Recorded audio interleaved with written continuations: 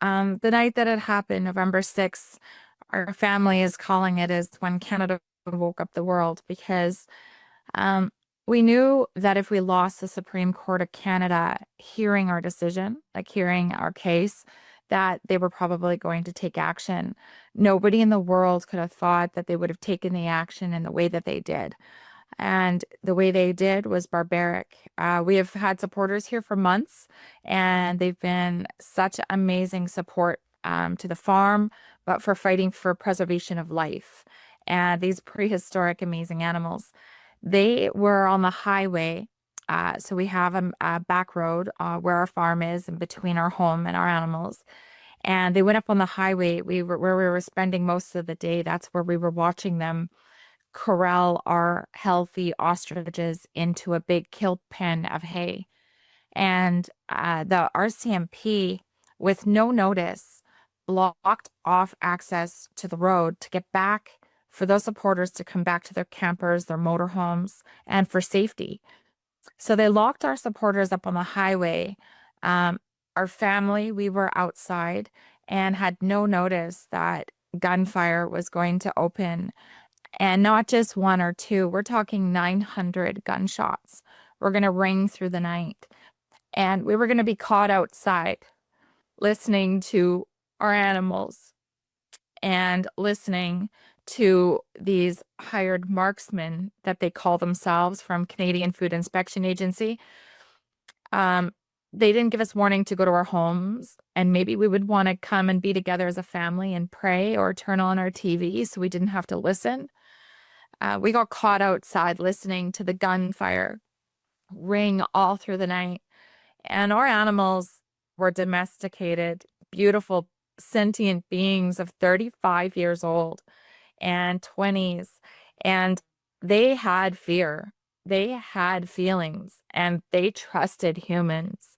And the RCMP and the Canadian Food Inspection Agency um, brought together an act that will never be forgotten in Canadian history.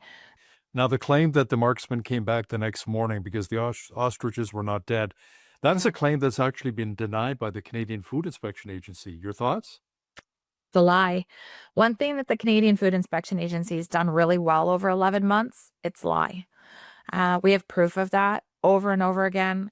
Their updates on their government website that have been nothing but lies, and we've been very accurate, very fast to do a rebuttal to the responses online. They did, and we have multiple. I heard the gunshots myself because I went to go leave the house in the morning and step outside, and I heard gunshots myself, and I started screaming, and I said, "Are they not done yet?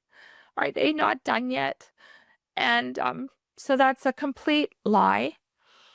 There is so many inaccuracies and so many things that they did wrong here, that the one thing that they did was bring war onto a family and animals in the middle of a beautiful, pristine valley that was peaceful. So again, we were fighting for 11 months for the ability to test them. Why can't we test them? And we would have paid for the tests. The NIH and the FDA, the Trump administration, offered to test them. They offered collaboration and said that they saw that these animals offered significant opportunity on a global scale for possibility to mitigate viruses and disease, and that they were way more value alive than they were to be euthanized. What was your family's reaction to the Supreme Court shooting down your final appeal, Katie? Whew. um, we just went numb. I think we're feeling numb now. We made it to the highest level of government within 11 months. But the problem was that they were only looking at the December 31st decision to kill.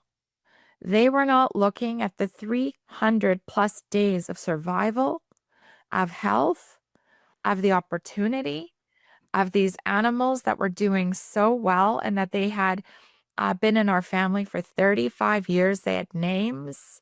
But can I ask you something? What would you say to those who said that the feeling was justified, the culling was justified following the outbreak of the avian flu on your farm that killed a number of ostriches last December? Yeah.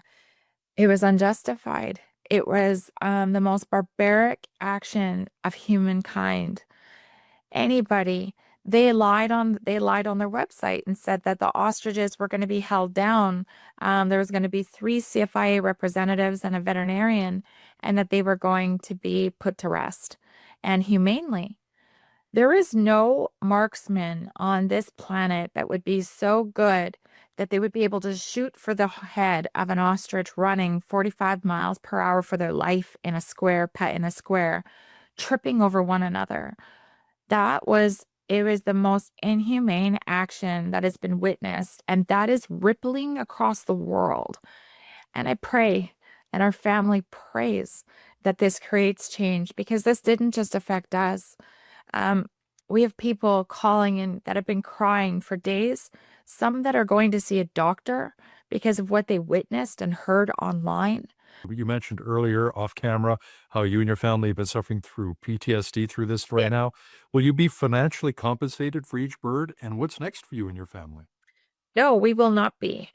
The Canadian Food Inspection Agency made it clear because we were not complying with killing them. February 1st was a day that they wanted us to have them killed by our own hands and us to go bury them back in our hayfield. And we said no. We stood up for their life because we said these animals that are healthy have never been tested.